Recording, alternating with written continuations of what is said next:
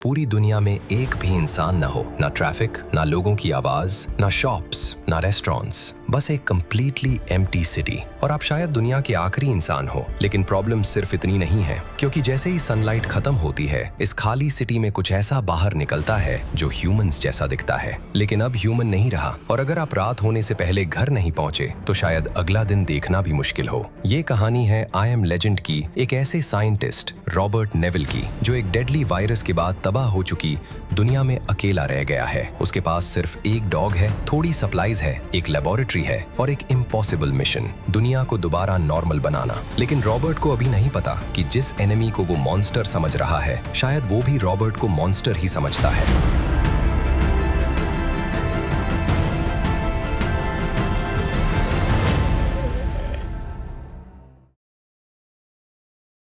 कहानी शुरू होती है न्यूयॉर्क सिटी से, लेकिन ये वो न्यूयॉर्क नहीं है जिसे हम नॉर्मली देखते हैं, जहां रोड्स पर ट्रैफिक होता है, बिल्डिंग्स में थाउजेंड्स ऑफ पीपल होते हैं और हर वक्त सिटी में मूवमेंट होती है। आज वही न्यूयॉर्क कंप्लीटली डिजर्टेड है, रोड्स खाली हैं, कार्स अबैंडन्ड हैं, बिल्डिंग्स डार्क हैं और नेचर धीरे धीरे पूरी सिटी को वापस अपने कंट्रोल में ले रहा है। इसी डिजर्टेड सिटी में रॉबर्ट अपनी कार ड्राइव करता है। उसके साथ है उसका जर्मन शेपर्ड सैम। सैम सिर्फ रॉबर्ट का पेट नहीं है, वो उसका बेस्ट फ्रेंड है और इस लोनली दुनिया में उसका लास्ट कंपेनियन भी। रॉबर्ट ने 3 साल से एक स्ट्रिक्ट रूटीन बना रखा है। दिन के वक्त वो फूड और सप्लाईज कलेक्ट करता है, सिटी एक्सप्लोर करता है और अपनी लेबोरेटरी में रिसर्च करता है। लेकिन सनसेट से पहले उसे हर हाल में अपने सेफ हाउस में वापस पहुंचना होता है, क्योंकि डार्कनेस के बाद न्यूयॉर्क रॉबर्ट की नहीं रहती। रॉबर्ट जानता है कि रात में बाहर निकालना ऑलमोस्ट सुइसाइड है, लेकिन सवाल ये है, न्यूयॉर्क में आखिर हुआ क्या था? रॉबर्ट अकेला कैसे रह गया? और ये डेंजरस क्रीचर्स आए कहां से? इसका जवाब हमें कुछ साल पीछे ले जाता है। दुनिया कैंसर जैसी डेंजरस डिजीज से फाइट कर रही होती है। साइंटिस्ट्स एक रेवोल्यूशनरी ट्रीटमेंट डेवलप करते हैं, एक जेनेटिकली मॉडिफाइड वायरस जिसे कैंसर का ब्रेक थ्रू क्योर माना जाता है।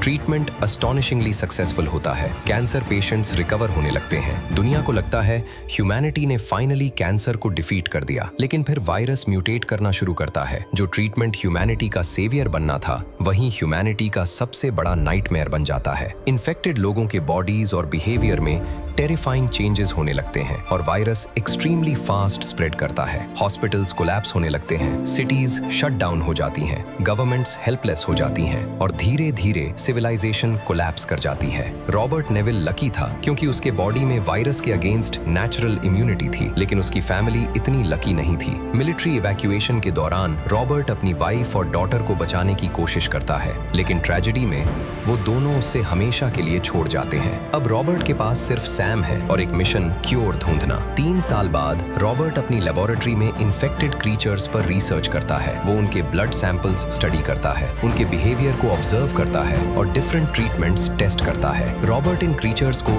डार्क सीकर्स कहता है। दिन के वक्त वो डार्कनेस में हाइड करते हैं, लेकिन रात होते ही बाहर निकलते हैं। उनकी स्ट्रेंथ और सेंसेस नॉर्मल ह्यूमंस से काफी ज्यादा है और सनलाइट उनके लिए डेंजरस है। इसलिए रॉबर्ट का entire survival system day light के अराउंड बिल्ट है। लेकिन रिसर्च के लिए रॉबर्ट को इन्फेक्टेड सब्जेक्ट्स चाहिए। एक दिन वो केयरफुली एक डार्क सीकर को ट्रैप करके लेबोरेटरी में कैप्चर कर लेता है। अब उसके पास पहली बार एक लिविंग इन्फेक्टेड सब्जेक्ट है। रॉबर्ट एक्सपेरिमेंट स्टार्ट करता है और धीरे धीरे एक डिस्टर्बिंग चीज नोटिस करता है। ये क्रीचर्स कंप्लीटली माइंडलेस नहीं है, उनके बिहेवियर में पैटर्न्स हैं। वो रिएक्ट करते हैं, सीखते हैं और शायद सोचते भी हैं। लेकिन रॉबर्ट को इसका जवाब मिलने से पहले एक और टेरिफाइंग चीज होती है। एक दिन सिटी में रॉबर्ट को एक मैनिकिन रोड के बीच में दिखता है। वो इंस्टेंटली सस्पिशियस हो जाता है, क्योंकि ये मैनिकिन यहाँ पहले नहीं था। रॉबर्ट धीरे धीरे उसके पास जाता है और जैसे ही वो क्लोज पहुंचता है, ट्रैप एक्टिवेट हो जाता है। रॉबर्ट हवा में पुल हो जाता है और अपसाइड डाउन लटक जाता है। लेकिन उससे सबसे ज्यादा डर ट्रैप से नहीं लगता, उससे डर इस बात का है कि ये ट्रैप किसने बनाया। क्योंकि अगर डार्क सीकर्स इतना इंटेलिजेंट ट्रैप बना सकते हैं, तो इसका मतलब है वो सिर्फ रॉबर्ट का शिकार नहीं कर रहे, वो उससे ऑब्जर्व कर रहे हैं और शायद रॉबर्ट को हंट करने की प्लानिंग भी कर रहे हैं। रॉबर्ट को लगता था कि वो दुनिया का लास्ट ह्यूमन है और डार्क डार्क सीकर्स सिर्फ मॉन्स्टर्स हैं, लेकिन अब मॉन्स्टर्स ने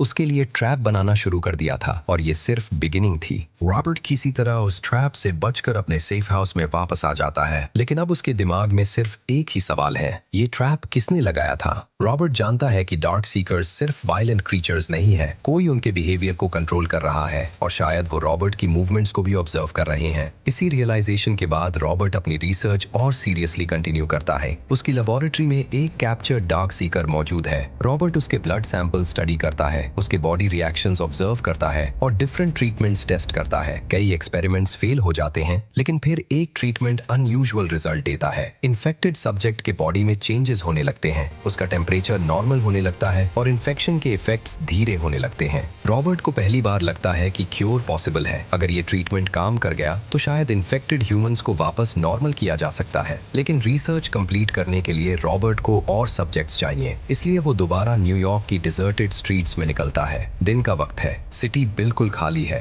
रोड्स पर अबैंडन्ड कार्स है, बिल्डिंग्स पर वेजिटेशन उगे चुकी है और वाइल्ड एनिमल्स फ्रीली स्ट्रीट्स पर घूम रहे हैं। रॉबर्ट के साथ सैम भी है। सैम अचानक एक अबैंडन्ड बिल्डिंग की तरफ देखने लगता है। रॉबर्ट समझ जाता है कि उसने कुछ नोटिस किया है। दोनों बिल्डिंग के अंदर एंटर करते हैं। अंदर डार्कनेस है, ब्रोकन फर्नीचर है और हर तरफ साइंस है कि यहाँ इन्फेक्टेड क्रीचर्स छुपे हो सकते हैं। रॉबर्ट सैम को अपने पास रखता है, लेकिन सैम अचानक आगे बढ़ जाता है। रॉबर्ट उसके पीछे जाता है। कुछ सेकंड्स बाद दोनों डेंजर के बहुत करीब पहुंच जाते हैं। रॉबर्ट सिचुएशन को कंट्रोल करता है और सैम को लेकर बाहर निकलता है, लेकिन अब उससे समझ आ रहा है कि सिटी का कोई भी कॉर्नर सेफ नहीं है और डार्क सीकर्स भी उसकी डेली रूटीन को समझने लगे हैं। रॉबर्ट हर दिन सनसेट से पहले सेफ हाउस में वापस आता है, डोर्स लॉक करता है, विंडोज सिक्योर करता है और सैम के साथ रात गुजारता है। लेकिन एक रात रॉबर्ट को बाहर से स्ट्रेंज नॉइजेस सुनाई देते हैं। वो विंडो के पास जाता है, बाहर कंप्लीट डार्कनेस है। फिर एक शैडो मूव करती है। रॉबर्ट तुरंत लाइट्स ऑफ कर देता है, गन रेडी करता है और साइलेंटली वेट करता है। कुछ सेकंड्स बाद सब कुछ क्वाइट हो जाता है, लेकिन रॉबर्ट को अब एक डेंजरस पॉसिबिलिटी समझ आ चुकी है। डार्क सीकर्स सिर्फ उससे देख नहीं रहे, शायद वो उसके घर तक उसका पीछा कर रहे हैं। अगली मॉर्निंग रॉबर्ट अपनी रिसर्च कंटिन्यू करता है। कैप्चर्ड सब्जेक्ट अभी भी अलाइव है और ट्रीटमेंट के इफेक्ट्स और क्लियर होने लगते हैं। रॉबर्ट के लिए ये एक मेजर ब्रेक थ्रू है, लेकिन उससे नहीं पता कि उसकी रिसर्च ने डार्क सीकर्स का अटेंशन भी अट्रैक्ट कर लिया है। फिर एक दिन रॉबर्ट और सैम सिटी में ड्राइव कर रहे होते हैं। सैम अचानक एक डायरेक्शन में देखकर अलर्ट हो जाता है। रॉबर्ट कार रोकता है, आसपास देखता है, लेकिन कुछ नजर नहीं आता। दोनों आगे बढ़ते हैं और कुछ डिस्टेंस के बाद रॉबर्ट को फिर वही मैनिकिन दिखता है, वही मैनिकिन जो उसने पहले ट्रैप के पास देखा था। रॉबर्ट फ्रीज हो जाता है। अब वो समझ गया है कि ये कोइंसिडेंस नहीं है, कोई डेलिबरेटली उससे सिग्नल दे रहा है। रॉबर्ट मैनिकिन के पास जाता है, लेकिन इस बार वो बहुत केयरफुल है। वो आसपास देखता है, फिर सडनली एक मूवमेंट होती है। रॉबर्ट रियलाइज करता है कि वो अकेला नहीं है, डार्कनेस में इन्फेक्टेड क्रीचर्स छुपे हुए हैं। रॉबर्ट तुरंत सैम को लेकर वहां से निकलने की कोशिश करता है, लेकिन डार्क सीकर्स उसका पीछा करना शुरू कर देते हैं। रॉबर्ट कार तक पहुंचता है, इंजन स्टार्ट करता है और फुल स्पीड से सेफ हाउस की तरफ निकल पड़ता है। उस दिन रॉबर्ट को एक पेनफुल ट्रूथ समझ आ जाता है। अब वो डार्क सीकर्स को हंट नहीं कर रहा, डार्क सीकर्स भी रॉबर्ट को हंट कर रहे हैं। और सबसे टेरिफाइंग बात यह है कि उनके पास उससे ढूंढने का रीजन है। रॉबर्ट को अभी नहीं पता कि उनका लीडर कौन है, लेकिन कोई है जो उसकी मूवमेंट्स को ऑब्जर्व कर रहा है। और रॉबर्ट की लेबोरेटरी में रखी रिसर्च अब उनके लिए भी इंपॉर्टेंट है, क्योंकि अगर रॉबर्ट क्योर डेवलप कर लेता है तो पूरी इन्फेक्टेड पॉपुलेशन के लिए ये थ्रेट बन सकता है। मीनवाइल रॉबर्ट अपनी रिसर्च में और प्रोग्रेस करता है। कैप्चर्ड सब्जेक्ट ट्रीटमेंट का रिस्पॉन्स दे रहा है। रॉबर्ट फाइनली बिलीव करने लगता है कि ह्यूमैनिटी को बचाने का चांस एग्जिस्ट करता है, लेकिन उससे नहीं पता कि इसी होप के बीच उसकी सबसे प्रेशियस चीज डेंजर में जा चुकी है। सैम रॉबर्ट के साथ एक और डेंजरस एनकाउंटर में जाने वाला है और इस बार रॉबर्ट अपने बेस्ट फ्रेंड को प्रोटेक्ट नहीं कर पाएगा। जो होने वाला है वो रॉबर्ट की पूरी दुनिया दोबारा तोड़ देगा और कुछ ही सेकंड्स में सैम एक इन्फेक्टेड क्रीचर के अटैक का शिकार हो जाता है। रॉबर्ट सैम को लेकर तुरंत सेफ हाउस में वापस आता है। वो उसके वूंड को चेक करता है और रॉबर्ट को सबसे बड़ा डर वही नजर आता है जिससे वो 3 साल से बच रहा था। सैम इन्फेक्टेड हो चुका है, रॉबर्ट साइंटिस्ट है, उसने वायरस को स्टडी किया है, उससे पता है कि इन्फेक्शन कितनी रैपिडली स्प्रेड करता है। लेकिन इस बार सामने कोई अननोन सब्जेक्ट नहीं है, ये सैम है, उसका बेस्ट फ्रेंड, उसका लास्ट फैमिली मेंबर। रॉबर्ट हर पॉसिबल ट्रीटमेंट ट्राई करता है, वो सैम को काम करता है, उससे अपने पास रखता है और क्योर के इफेक्ट्स देखने की कोशिश करता है। लेकिन इन्फेक्शन सैम के बॉडी में बहुत फास्ट स्प्रेड कर रहा होता है। सैम का बिहेवियर चेंज होने लगता है। रॉबर्ट समझ जाता है कि अब कोई ट्रीटमेंट काम नहीं कर रहा। सैम धीरे धीरे अग्रेसिव हो जाता है, लेकिन एक मोमेंट के लिए वो रॉबर्ट को पहचानता है। रॉबर्ट उससे अपने पास रखता है और फाइनली उससे एक इम्पॉसिबल डिसीजन लेना पड़ता है। रॉबर्ट सैम को अपनी आर्म्स में होल्ड करता है और उससे खुद ही मार देता है। सैम की डेथ के बाद रॉबर्ट कंप्लीटली ब्रेक हो जाता है। 3 साल तक जिस डॉग ने उसके साथ इस एम्प्टी वर्ल्ड में सरवाइव किया था, अब वो भी नहीं रहा। रॉबर्ट के पास अब सच में कोई नहीं है। उस रात रॉबर्ट अपने सेफ हाउस में अकेला बैठा रहता है, लेकिन सैम की डेथ उसके अंदर एक और इमोशन जगाती है,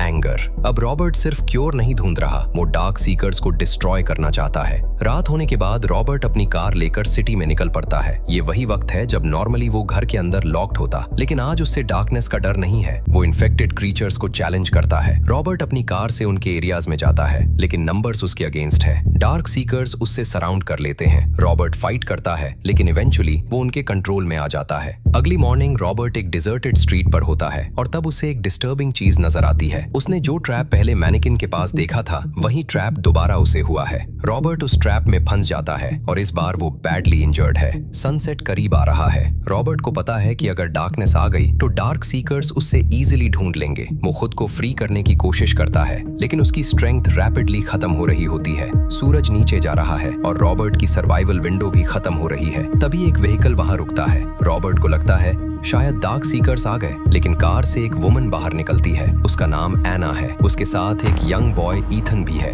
एना रॉबर्ट को वहां से रेस्क्यू करती है और उसे अपनी कार में लेकर सेफ हाउस की तरफ निकल जाती है। रॉबर्ट को यकीन नहीं होता कि उसके सामने एक और ह्यूमन बीइंग खड़ी है। 3 साल तक रॉबर्ट को लगता रहा था कि वो दुनिया का लास्ट सर्वाइवर है, लेकिन अब उसके सामने एना और ईथन है। रॉबर्ट उन पर तुरंत ट्रस्ट नहीं करता। उससे लगता है कि ये ट्रैप भी हो सकता है, लेकिन एना उससे बताती है कि वो भी सर्वाइवर्स है और वो एक सेफ सेटलमेंट की तरफ जा रही है जहां अभी भी ह्यूमंस सर्वाइव कर रहे हैं। रॉबर्ट के लिए ये इन्फॉर्मेशन अनबिलीवेबल है, क्योंकि उसने 3 साल तक किसी और ह्यूमन को नहीं देखा। लेकिन एना के पास एक और इम्पोर्टेंट बात है। वो कहती है कि उसे एक सेफ प्लेस के बारे में पता है जहां इन्फेक्टेड लोग नहीं पहुंच सकते। रॉबर्ट इनिशियली उसके साथ जाना नहीं चाहता, क्योंकि उसकी लेबोरेटरी और रिसर्च न्यूयॉर्क में है और उससे लगता है कि क्योर यहीं कंप्लीट होगा। लेकिन एना के आने से रॉबर्ट की दुनिया दोबारा चेंज होने लगती है। अब उसके पास एक साइंटिफिक मिशन के साथ एक ह्यूमन कनेक्शन भी है और इसी वक्त रॉबर्ट को अपनी रिसर्च में एक मेजर ब्रेक थ्रू मिलता है। कैप्चर्ड इन्फेक्टेड सब्जेक्ट ट्रीटमेंट का रिस्पॉन्स दे रहा है। रॉबर्ट के सामने पहली बार प्रूफ है कि इन्फेक्शन रिवर्स किया जा सकता है। लेकिन रॉबर्ट को अभी नहीं पता कि जिस क्रीचर को वो लेबोरेटरी में स्टडी कर रहा है, उसका कनेक्शन बाहर मौजूद डार्क सीकर से है और उनका लीडर अपने कंपेनियन को वापस लेने के लिए रॉबर्ट के सेफ हाउस तक पहुंचने वाला है। रॉबर्ट ने 3 साल तक डार्क सीकर्स को मॉन्स्टर्स समझा, लेकिन अब वो डिस्कवर करने वाला है कि शायद स्टोरी का दूसरा साइड भी है। और जब वो साइड सामने आएगा तो रॉबर्ट को अपनी पूरी understanding of the infected population को रीथिंक करना पड़ेगा। आना और ईथन उसके साथ है, लेकिन रॉबर्ट को ये नहीं पता कि डार्क सीकर्स उनका लोकेशन डिस्कवर कर चुके हैं।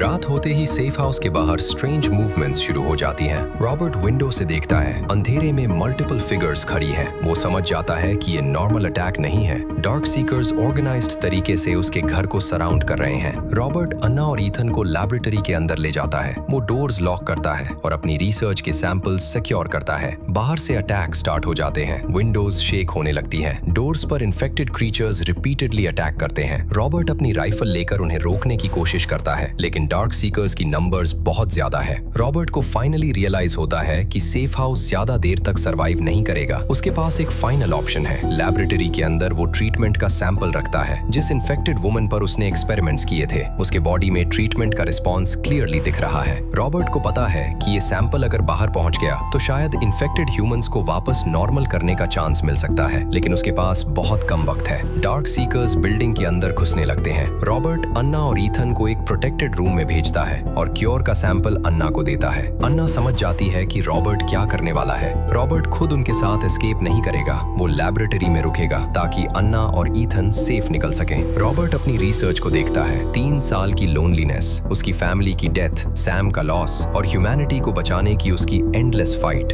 सब कुछ उस मोमेंट में उसके सामने आ जाता है। बाहर डार्क सीकर्स का लीडर फाइनली लैबोरेटरी तक पहुंच जाता है। रॉबर्ट उससे देखता है और उस मोमेंट में उससे एक इंपॉर्टेंट रियलाइजेशन होती है। ये क्रीचर सिर्फ एक माइंडलेस मॉन्स्टर नहीं है, उसके एक्शंस में पर्पस है। वो अपने इन्फेक्टेड कंपेनियन को वापस लेने आया है। रॉबर्ट ने जिस क्रीचर को एक्सपेरिमेंट के लिए कैप्चर किया था वो उसके लिए सिर्फ एक टेस्ट सब्जेक्ट था, लेकिन डार्क सीकर के लिए वो उसकी अपनी फैमिली थी। रॉबर्ट को पहली बार समझ आता है कि शायद दोनों साइड्स अपनी सर्वाइवल के लिए फाइट कर रही हैं, लेकिन अब सिचुएशन कंट्रोल से बाहर है। रॉबर्ट अन्ना और ईथन को फाइनल इंस्ट्रक्शंस देता है, क्योर को लेकर सेफ सेटलमेंट तक पहुंचना और वहां ह्यूमंस को ट्रीटमेंट देना। रॉबर्ट खुद लैबोरेटरी में रुकता है। डार्क सीकर्स अंदर आ जाते हैं। रॉबर्ट अपनी लास्ट स्ट्रेंथ से उन्हें रोकता है, लेकिन नंबर्स बहुत ज्यादा है। अब रॉबर्ट के पास सिर्फ कुछ सेकंड्स है। वो क्योर का सैंपल अन्ना को देता है, फिर ग्रेनेड लेकर लैबोरेटरी के एंट्रेंस पर खड़ा हो जाता है। अन्ना और ईथन प्रोटेक्टेड चेंबर में चले जाते हैं। रॉबर्ट उन्हें एक फाइनल लुक देता है और समझ जाता है कि ह्यूमैनिटी को बचाने के लिए उससे अपनी जान देनी होगी। डार्क सीकर्स रॉबर्ट की तरफ रश करते हैं। रॉबर्ट ग्रेनेड एक्टिवेट करता है और एक मैसिव एक्सप्लोजन लैबोरेटरी को डिस्ट्रॉय कर देता है। रॉबर्ट की सैक्रिफाइस के साथ क्योर सेफ रह जाता है। अन्ना और ईथन किसी तरह वहां से एस्केप करते हैं और क्योर लेकर ह्यूमन सर्वाइवर्स की सेटलमेंट की तरफ निकल पड़ते हैं। कुछ वक्त बाद अन्ना एक फोर्टिफाइड ह्यूमन कम्युनिटी तक पहुंचती है। वहां सर्वाइवर्स अब भी जिंदा हैं, फैमिलीज हैं, चिल्ड्रन हैं और सबसे इंपॉर्टेंट, ह्यूमैनिटी के पास अब होप है। रॉबर्ट की रिसर्च उन तक पहुंच चुकी है और उसका क्योर इन्फेक्टेड पॉपुलेशन को ट्रीट करने का चांस देता है। रॉबर्ट दुनिया को नॉर्मल होता हुआ नहीं देख पाता, लेकिन उसकी रिसर्च और सैक्रिफाइस ह्यूमैनिटी को फ्यूचर दे देती है और इसी पॉइंट पर मूवी का टाइटल समझ आता है, I am legend. Robert Neville सिर्फ एक साइंटिस्ट नहीं था, वो एक ऐसा इंसान था जो दुनिया के खत्म होने के बाद भी होप को अलाइव रखता रहा। उसने अपनी फैमिली खो दी, अपना बेस्ट फ्रेंड खो दिया, अपनी पूरी दुनिया खो दी, लेकिन फिर भी उसने क्योर ढूंढना नहीं छोड़ा और जब फाइनली ह्यूमैनिटी को बचाने का चांस मिला, उसने अपनी जान देकर